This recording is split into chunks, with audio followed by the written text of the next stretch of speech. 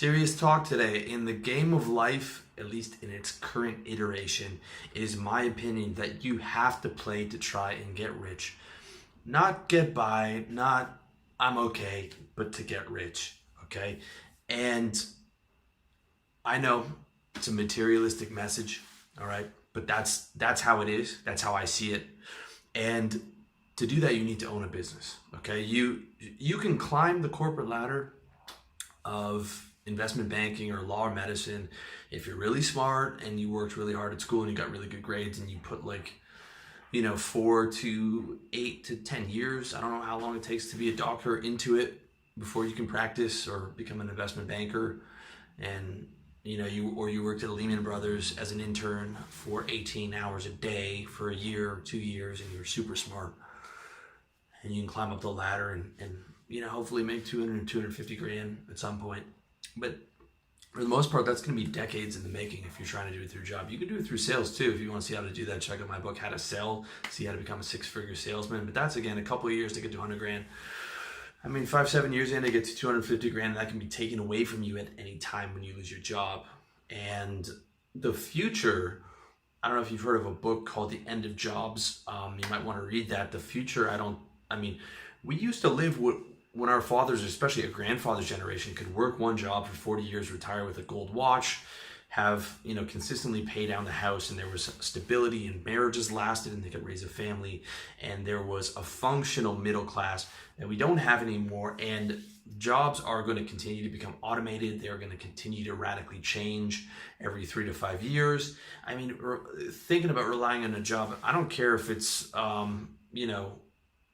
a lawyer or an investment bank or anything along those lines. Those could radically change within your lifetime. I wouldn't be complacent in any type of job. And even in those high income jobs, your income is always going to be limited to what your boss decides. Okay, there's no one on the Fortune 500 list, or Forbes list rather, who is working for someone else. Okay, because the way to get rich is where your income is unlimited. Okay, your boss will always limit your income. Your corporation will always limit your income, and they're always going to try and pay you as little as they can. That's the nature of the game. Their interests are not aligned with you. Their interests are in opposition to you. They want to get the maximum amount from you and pay you the minimum amount. That's how every single corporation functions. Okay, but business ownership is not for everyone. Okay. Everyone I know, everyone I grew up with is middle class, and they're working those types of jobs, and they're living that type of lifestyle, and I respect it, and it's not a knock on them. But maybe 1% of guys are cut out for business ownership, and perhaps that's being generous. And as far as my business content goes, I'm aiming for 1% of guys.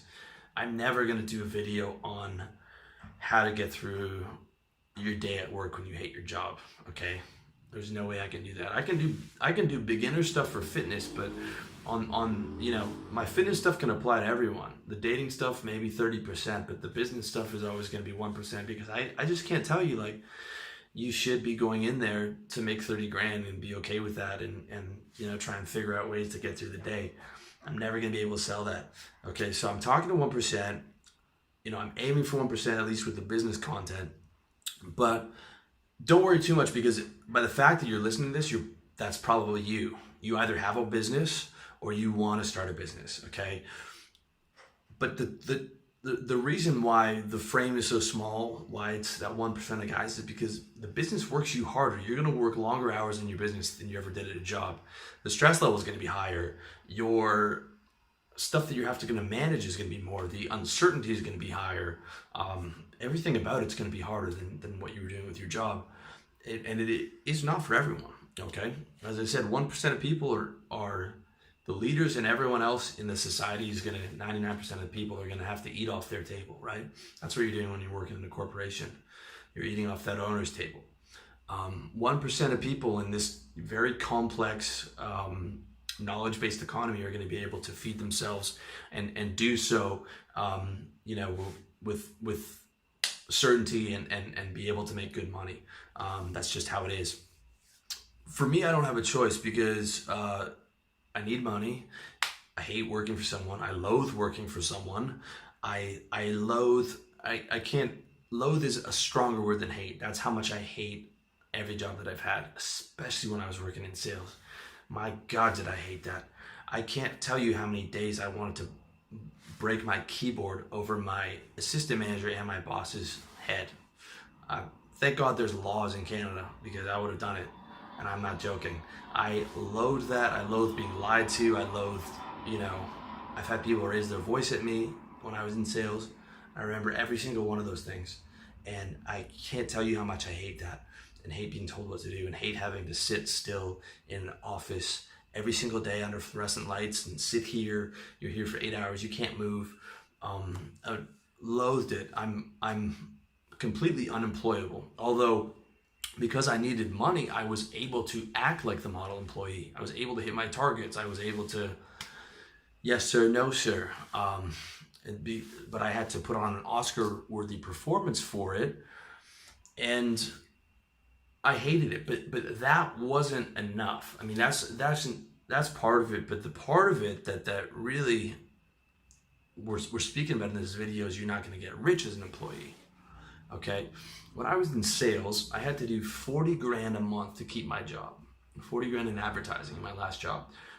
And that's just with a phone and an internet connection. I didn't inherit a business, a book. I didn't inherit a book of business. I didn't inherit anything. I'm just calling up companies with a phone and email. And I had to make 40 grand a month. Revenue, like profit for the company. I mean, I'm taking home, 10% of that or whatever, or 15%, I'm making 6 figures with my salary, but I mean, I'm taking home nothing out of what I make. I'm making the company 500 grand just from the phone, right? And I'm taking home none of that. And then that made me sick every month to watch what I'm booking, 6-month deal, 100 grand, and I'm taking home a tiny fraction of that. It made me sick. And I knew that I was never going to get rich. And I knew that I needed to get rich. I needed to get rich in this economy, in the way that the economy is moving forward in the future, okay? And you need to be aiming to get rich. 50 grand a year is not going to do it for you unless you were able to transition that 50 grand online and move to Thailand, like me, or Southeast Asia, at least for now, okay? 10 years, like Thailand, Southeast Asia is evolving rapidly. 10, 15 years from now, you're not going to be able to get away with that, okay? In North America, you got to be doing 100 grand at least, if not more. If you live in a major city, if you're in New York, it's got to be like 200 grand. If you're gonna live in New York, you better be making 200 grand. Otherwise, you're gonna be living in some garbage apartment, paying $3,000 a month, plus all kinds of other expenses, taxes and all that. I mean, 40% of your income's going to taxes if you're including sales tax, inflation. All these property tax, all these various taxes. In Canada, where I'm from, the top tax bracket is 53%. So you're literally working January till June, if not longer, for the government. If you're including GST and PST, which is 15% general sales tax, provincial sales tax on everything we buy in Canada, 15%. So you're working January till July for the government if you're making, 100 grand, if you're making decent money. I mean, this is the reality of it these days, okay? And keep in mind, America didn't have an income tax for the first 100 years, 150 years. We are moving towards higher taxation and everyone living on credit. And this is why the gap between the wealthy and the poor is keeping expanding, okay? I would walk around Toronto and I would look and I'd be like, how does everyone afford all these things? And when you really break it down, it's just like, well, everyone's just leveraged themselves to death on credit. They can't afford them. They're just living on credit, right? Because it's been almost 100 years since the Great Depression. No one is afraid of borrowing a ton of money anymore, although they should be, because the American economy will probably collapse within our lifetime and it will be biblical. But they are living well beyond their means in what they can't afford. I mean, I'm talking about 10% down on a home where you've got a $700,000 loan, no money down on a car, no money down on furniture, no payments for 9 months, like craziness, dude. And I mean, your neighbor is willing to mortgage his life away. $800,000 for a mediocre home in Toronto, another 30 grand for a mediocre car, insurance, dental, health, food, all your expenses. The list goes on and on. And don't get me started if you're gonna have kids. Okay, 2 kids, it's like to get to a kid to 18 is anywhere from 300 to 500,000, depending on if you want to give them good schooling and private school and the best health care. You know, that 2 kids could easily be 600,000 to $1 million. You know, if you want to do it at a higher level. And that middle class lifestyle doesn't exist anymore. It is, people haven't woken up to that reality. And if you don't believe me, listen to Grant Cardone, right? He talks about the middle class is dead. He said it is dead. He's telling his guys to try and get 20 million, okay? I'm not telling you to try and get 20 million. I'm telling you, try and get to 6 figures. And when you get to 6 figures, trying to get to 250 grand and think about moving to either a mid-sized city or a smaller city that where you can cut your cost in half or a third, or there's the option to come out to Asia or South America. But again, I caution most guys against that because it's such a big decision. And there's so many different variables. If you want to see how to do that, check out my video, how to become a digital expat. And for guys who shouldn't do that as well, I also outline that. But I mean, a mid-sized town in Florida, a mid-sized town in Arizona is like a third of the cost of New York. Like the middle class is dying unless you're Chinese. Okay, if you're Chinese, now is a great time to be in the middle class, and they're going to be able to pay. They're going to have money hand over fist for the next 100 years. Okay, the progression that you saw in America over the last 100 years, that's in China now, and that the next 100 years is in Asia. Part of the reason I'm over here. Okay, we've seen peak North America.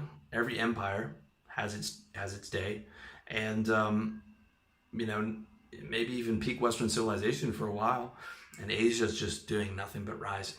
With all the problems in China, it doesn't matter. They're 1 billion strong. They've got so much to develop. There's going to be so much more money. I mean,